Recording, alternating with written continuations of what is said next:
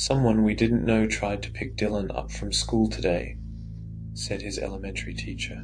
"The guy said he was Dylan's older brother." "Dylan doesn't have a brother," I said, alarmed.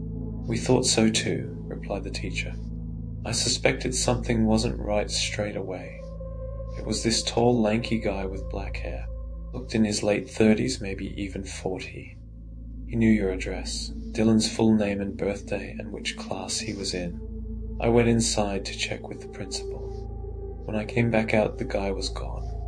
I was silent for a second as I stood facing the teacher outside the school gate. The gate separated the main road and a large playground and basketball court leading into the school. All the other kids and parents had left, and we were the only ones standing outside. "Where's Dylan now?" I asked. "He's waiting for you in the principal's office," she said, gesturing for me to follow as she turned around. I walked across the playground behind her shakily, then through the corridors to the office. My 8-year-old son Dylan sat on the couch in the principal's office, still as a stone. The principal sat behind her desk, and there was a cop standing next to her. "Hey buddy," I said, "you okay?" Dylan looked at me blankly. My Dylan was always a quiet boy. It was just the two of us at home at the time. I was a single dad. My late wife Angie, Dylan's mother, died a year prior. She'd been hit by a car while cycling around a sharp bend, and they never identified the driver. I won't go into any more detail here, as frankly I'd rather not relive that period. But safe to say it destroyed me. I tried to pick up the pieces and stay strong for Dylan.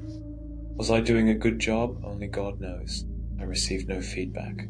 Since then, Dylan became even more withdrawn, pretty much remaining silent until spoken to. He was seen by a child psychologist and various other members of the welfare team at school. But after assessment, they were sure he didn't have autism or the like. He could speak up when he was pressed. He was just shy and preferred to keep to himself. The cop confirmed I was Dylan's dad, then asked me a few questions. He finally told us they'd try and find the guy and to report if we ever saw him again. The principal and teacher said a few things. It was a blur. All I remember is sweating profusely with my knees shaking, trying to comprehend the fact that someone had tried to kidnap my son. "Dylan, you didn't know that man, did you?" asked the principal. Dylan shook his head. I was on edge after that day. Dylan was my whole world, all the family I had left, and I couldn't stand the possibility that he could be in danger. It made me sick. Who was this bastard? Why my son? Did he know us, or was it some random creep? I always walked Dylan to and from school thereafter, and was never late to pick him up again. Meanwhile, Dylan himself didn't seem rattled in the slightest. He never mentioned the incident unless specifically asked. At the time, I thought he was just timid and didn't want to cause trouble. A couple of weeks later after the incident, the same homeroom teacher called me during her lunch break. She said one of the kids in her class saw Dylan talking to a man through the school fence. When she rushed out, the man was gone. When Dylan was asked about it, he said he hadn't been talking to anyone. The girl who apparently spotted him was questioned further, and she was adamant she saw Dylan talking to a tall, lanky man with messy, black hair. The cops were called again, did a quick search of the perimeter of the school, but they found no one suspicious. That afternoon, I sat Dylan down at the kitchen table. "I won't get angry. I just need you to tell me the truth," I said, trying to steady my nerves. "Did you or didn't you talk to a stranger today at school? Yes or no?" He shrugged. Getting an answer out of him was harder than drawing blood from a stone. "How many times have we told you not to talk to strangers? It's for your own safety. You do understand that, don't you, son?" He nodded, looking slightly afraid. I realized I had raised my voice and felt guilty immediately. Exasperated and running on 2 hours of sleep, I left him at the dining table and went straight to bed. That night I woke at 2 a.m. and went for a bathroom trip.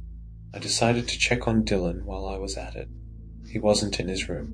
I called out his name and looked around in the living room and kitchen, getting more frantic as the seconds ticked by. I checked wardrobes, corners, even in cupboards, which made no sense to look in as he'd never fit in them, but I was desperate, thinking he'd been kidnapped. I went out into the street, yelling his name as I ran up and down it like a maniac to no avail.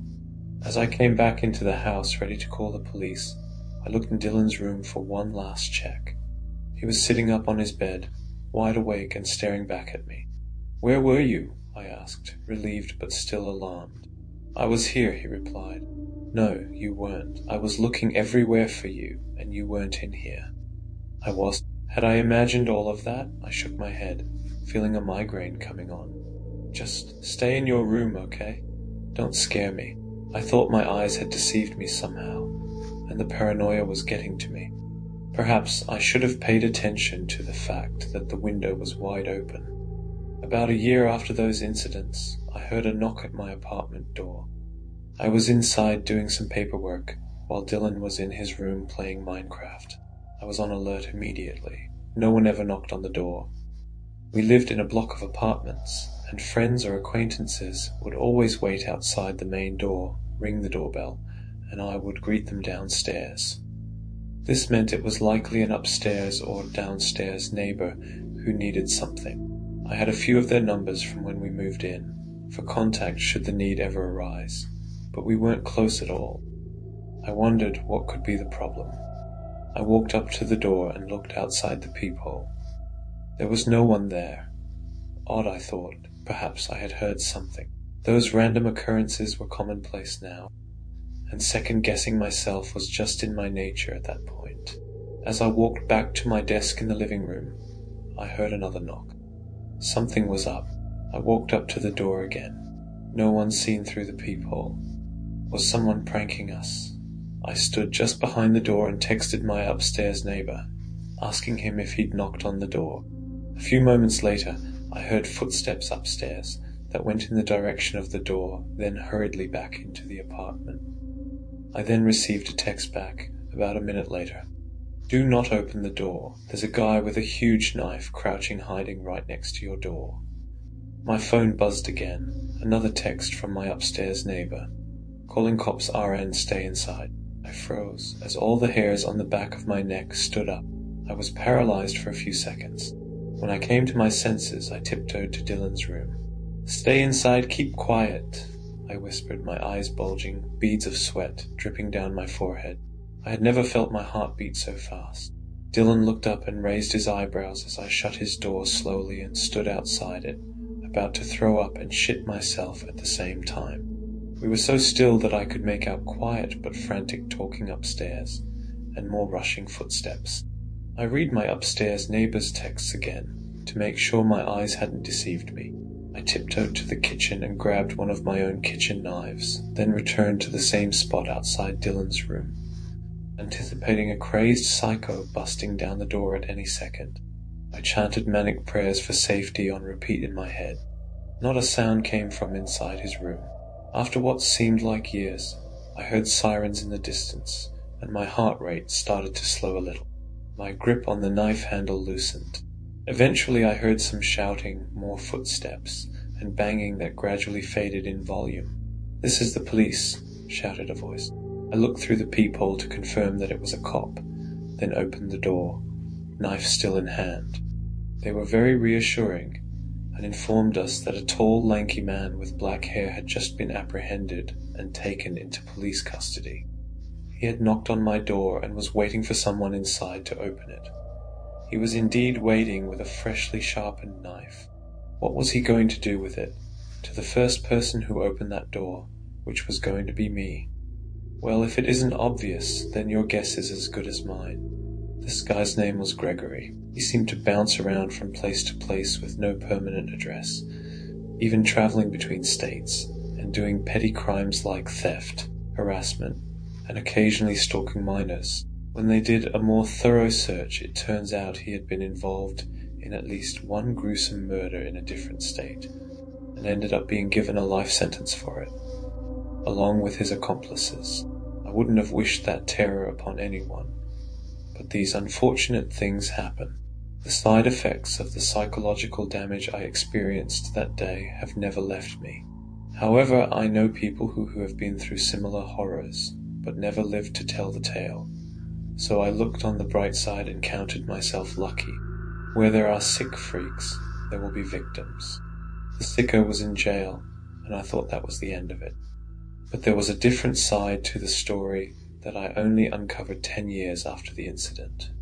Dylan was due to leave for college, living away from home for the first time. He had grown into a tall kid with a surprising number of friends, still obedient, but relentlessly quiet. While packing his things and clearing out his room, I found a rugged-looking old notebook at the back of his bottom drawer. Dylan's diary said the cover. I flicked through it with no intention to pry initially, and saw that he had written and drawn in it extensively, with impressively neat handwriting. He'd always been a boy of few words, so I was intrigued. I began reading from the first page.